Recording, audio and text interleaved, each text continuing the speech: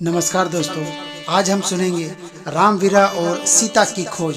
तो आइए सुनते हैं, वीडियो में अंत तक जरूर बने रहिएगा।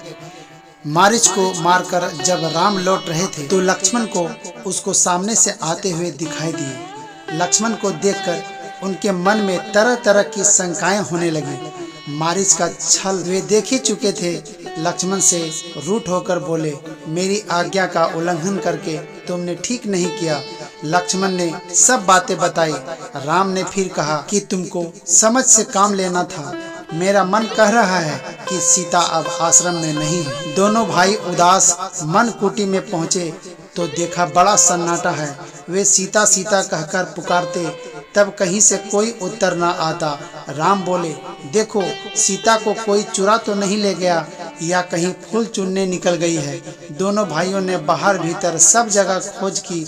उन्होंने हर पेड़ से पूछा, हर शिला से पूछा, पशु पक्षियों से पूछा, पर सीता का पता किसी ने नहीं बताया। वे हाथ जोड़कर सूर्य से, पवन से, दसों दिशाओं से सीता का पता पूछते।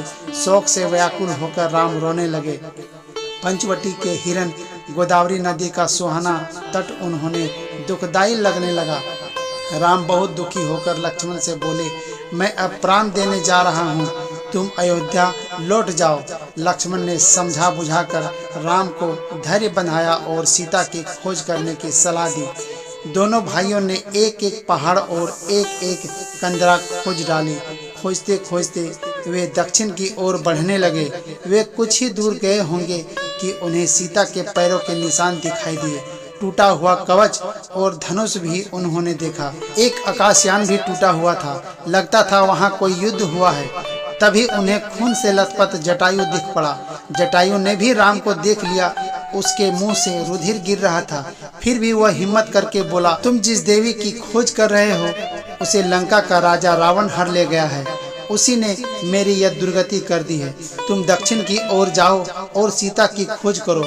इतना कहते कहते उसकी जीभ लड़खड़ाने लगी और आंखें बंद हो गई।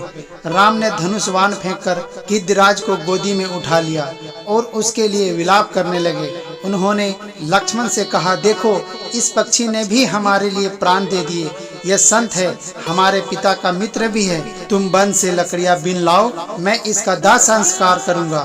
जटायु को जलांजलि देकर राम लक्ष्मण एक घने जंगल में पहुंचे। सामने देखा तो कबंध नाम का एक बहुत बड़ा दानव उनकी रास्ता रोके खड़ा था।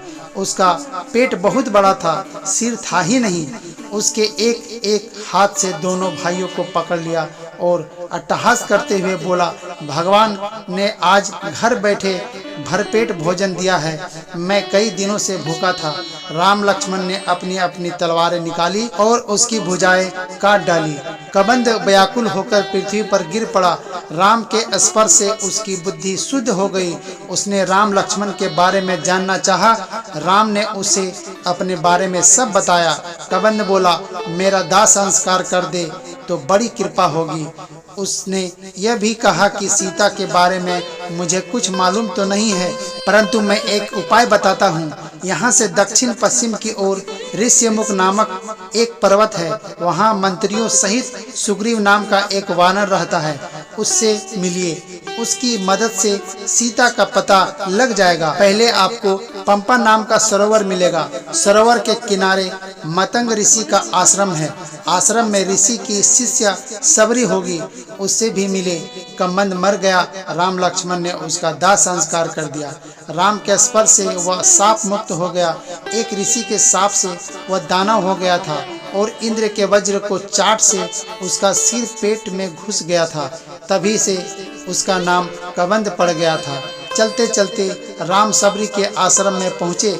सबरी ने दौड़कर राम के पैर छुए, चरण धोए, आसन दिया और मीठे मीठे फल फूल खाने को दिए। वो बोली, ऋषि ने मुझे बताया था कि चित्रकूट से चलकर राम किसी न किसी दिन अवश्य इधर आएंगे। श्री राम ने बड़े प्रेम से सबरी के दिए हुए फल खाए। श्री राम ने सबरी से सीता जी का पता पूछा। सबरी ने भी बताया कि सुग्रीव से मित्रता कीजिए, सीता की खोज में वह अवश्य सहायक होगा। तब सबरी ने श्री राम को मतंग ऋषि का आश्रम और मतंग वन दिखाया और ऋषि के चमत्कार की बहुत सी कथाएं सुनाई। फिर राम की अनुमति लेकर उसने शरीर त्याग कर दिया।